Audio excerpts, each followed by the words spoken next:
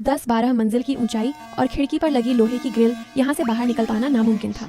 अगर ग्रिल न भी होती तब भी इतनी ऊंचाई से कूदना मौत को गले लगाने जैसा ही था। मैं उससे सीधा मुकाबला नहीं कर सकती थी, मुझे अपनी बुद्धि का इस्तेमाल करना था। काफ़ी कशमकश के बाद मैंने तय किया कि मैं अपना नाटक जारी रखूंगी। मुझे उस अजनबी को अपना पति मानकर उसे बातों में उलझाना होगा ताकि मुझे थोड़ा समय मिल सके और तब तक मेरा असली पति घर आ जाए। वह अजनबी जल्द ही वापस आ गया। उसके कदमों की आहट भारी थी। उसने मुझे पानी की एक बोतल थमाई जो बहुत ठंडी थी। साफ था कि वह अभी अभी फ्रिज से निकाली गई थी। मैंने सावधानी से बोतल पकड़ी, लेकिन मेरा शक अब यकीन में बदल चुका था। अगर मेरा पति होता तो उसे पता होता कि मुझे ठंडी चीज़ों से परहेज है। वह मुझे हमेशा गुनगुना पानी देता, कभी बर्फ जैसा ठंडा पानी नहीं। मैंने दिखावे के लिए पानी के कुछ घूंट भरे। उस अजनबी का धैर्य जवाब दे रहा था। इससे पहले कि मैं पानी खत्म कर पाती, वह मुझ पर झपट पड़ा। उसने मेरे हाथ से बोतल छीनी और उससे बिस्तर के पास फेंक दिया।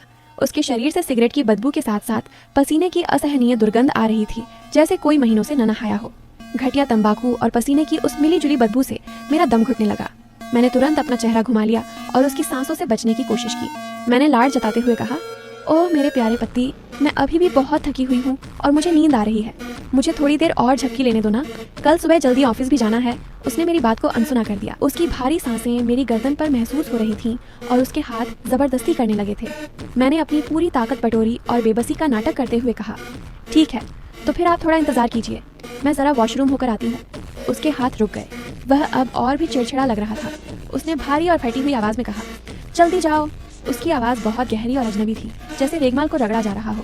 मैंने उसकी आवाज़ में छिपे उस डरावने अंतर को नजरअंदाज करने का ढोंग किया, यहाँ तक कि मैंने अपना हाथ उठाकर उसके चेहरे को धीरे से छुआ। उसकी दाढ़ी के बाल मेरे पति की तुलना में कहीं ज़्यादा सख्त और चुभने वाले थे। मैंने अपनी घबराहट को छुपाया और एक बनावटी मुस्कान दी। अंधेरे में मुझे महसूस हुआ कि उसका शरीर अकड़ गया है और उसकी सांसें और तेज हो गई हैं। वह बेताबी से कांप रहा था। मैं समझ सकती थी कि वह कितना प्यासा और हिंसक हो रहा था। मैं बेडरूम से बाहर निकली और अपनी चाल को सामान्य रखने की पूरी कोशिश की। नंगे पैर ठंडे फर्श पर चलते हुए जैसे ही मैं बेडरूम से बाहर निकली, मेरे दिल की धड़कनें तेज हो गईं। अंधेरे में लिविंग रूम का नक्शा साफ दिख रहा था। मुख्य दरवाजा वहीं था। बस 6-8 कदम और मैं हैंडल पकड़कर बाहर भाग सकती थी।